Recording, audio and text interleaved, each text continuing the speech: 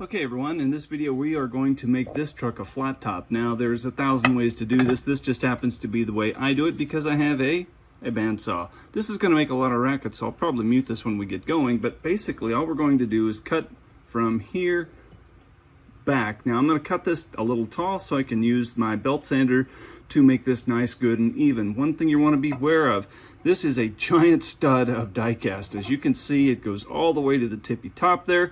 We're going to cut that up, and it is going to be difficult to cut through. So just be aware of that. You can use a Dremel, you can use a bandsaw, you can use a hacksaw.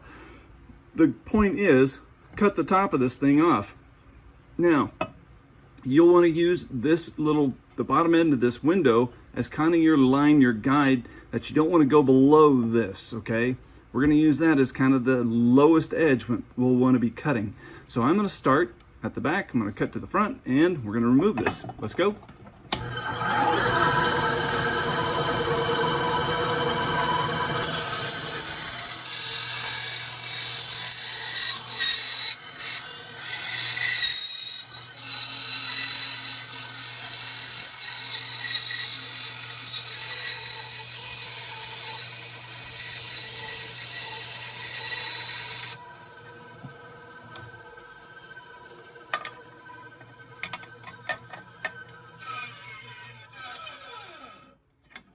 Now, as you can see, I totally did not follow my own advice, making sure this was a nice clean cut. That is wonky AF. So all we're going to do now is spend some time with the belt sander smoothing all of this up to get this nice and clean.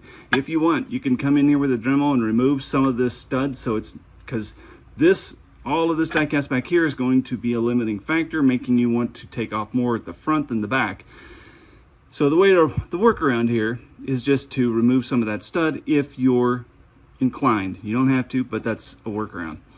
And then we will go ahead and cut the rest of this off. One thing I did forget to mention, there's another piece of diecast on the inside you got to cut through.